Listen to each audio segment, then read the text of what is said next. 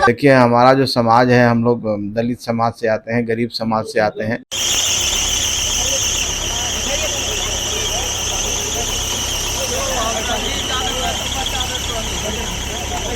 नमस्कार, आप देख रहे हैं देशवा न्यूज। मैं हूं आपके साथ वैष्णवी। देखिए, केंद्रीय मंत्री जीतन राम मांझी पर कभी हमला हो रहा है, कभी उनको लेकर के सोशल मीडिया पर धमकी दी जा रही है और कहीं ना कहीं तेजस्वी यादव कहते हैं कि जात दे करके एनकाउंटर किया जा रहा है। इन सभी सवालों पर बातचीत करने के लिए बिहार सरकार में मंत्री संतोष कुमार सुमन है। सबसे पहले आपका स्वागत है देशवा पर सर। जी, बहुत धन्यवाद आपको। सर, वो न्यूज सब देख रहे हैं किस तरीके से पहले ज्योति मांझी के साथ इस तरीके से व्यवहार किया गया और अब उन पर पथराव किया गया है, वीडियो बना करके धमकी दी जा रही है। कौन लोग हैं जो धमका रहे हैं लगातार? देखिए, समाज के कुछ इस तरह के शरारती तत्व होते हैं, उग्र प्रवृत्ति के लोग होते हैं और कुछ ऐसे लोग भी हैं जो किसी जमाने में शासन का जो स्वाद चखा हुआ था और अब जब शासन पर से दूर हुए हैं तो अभी भी कहीं पीड़ा है, वेदना है। ऐसे लोग चाहते हैं, आज भी वो ही राज चाहते हैं, लेकिन ये संभव नहीं है और इस तरह की मनोदशा के लोग ही इस तरह के काम कर रहे हैं। और हम समझते हैं कि कोई भी आपराधिक किस्म के व्यक्ति होता है जिनकी प्रवृत्ति उस तरह की होती है, एक उनकी अलग कैटेगरी है, उनकी अपनी जात है, इसलिए कोई जात का कोई मामला नहीं है। लेकिन जो भी घटनाएं हो रही है दुखद है और हम समझते हैं कि एक अमुक पार्टी के कुछ वर्कर, कुछ कार्यकर्ता भी उसमें शामिल होते हैं, कहीं कहीं मिलता है, तो ये दुखद है और इस तरह की घटना नहीं होनी चाहिए।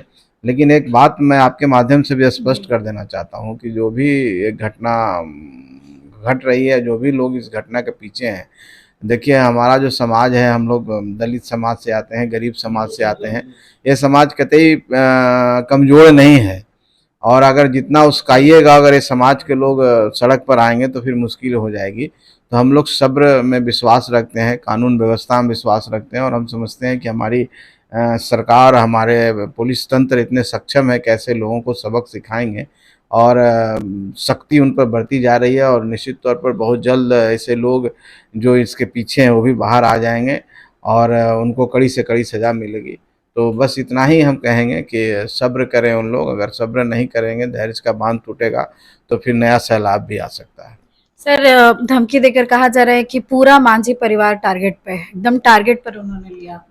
अब देखिए, किसी के टारगेट करने से कुछ होता नहीं है, हम लोग डरने वाले नहीं हैं।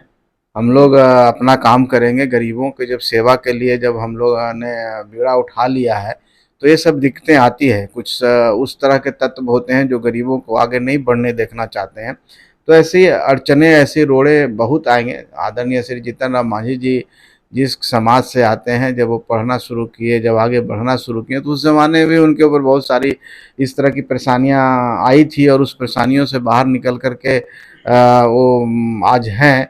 तो हम समझते हैं कि कुछ विचलित लोग, जो ये समाज बढ़ रहा है, खास करके हमारा जो दलित समाज है, ये आगे बढ़ने की कोशिश कर रहा है, समाज में अपनी भूमिका को दर्ज कर रहा है, तो कुछ लोग उस सोच के लोग हैं जो हिंड्रेंस क्रिएट कर रहे हैं, धमकाने की कोशिश कर रहे हैं, डराने की कोशिश। कहते हैं कि एक जात को टारगेट किया जा रहा है, उन्हीं को एनकाउंटर किया जा रहा है जानबूझकर। ऐसा कुछ नहीं है। तेजस्वी जी को मैं बता दूं कि अपराध का कोई जात नहीं होता, अपराधियों का कोई जात नहीं होता है और जो भी अपराध करेगा, चाहे किसी समुदाय के हो, उनको सज़ा मिलेगी। उनको कानून से ऊपर कोई नहीं है, चाहे कोई भी हो, किसी जात, समुदाय, वर्ग विशेष का आता हो, इससे कोई मतलब नहीं। कानून का इससे कोई मतलब नहीं है, सरकार को इससे कोई मतलब नहीं है।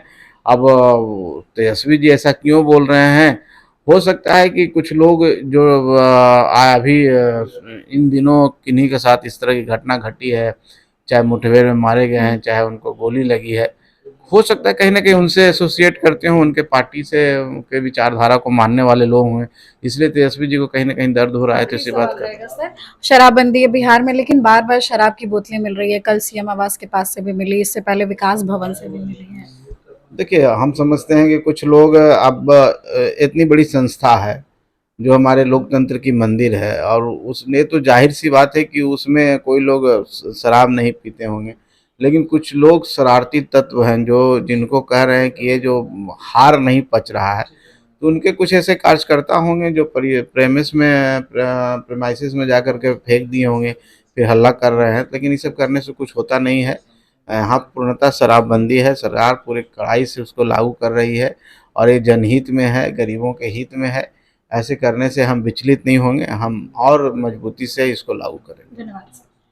तो आप सुन रहे थे बिहार सरकार में मंत्री संतोष कुमार सुमन को, जिन्होंने अपनी बातें रखी है। फिलहाल इस खबर में बस इतना ही। देखते रहे देशवा न्यूज।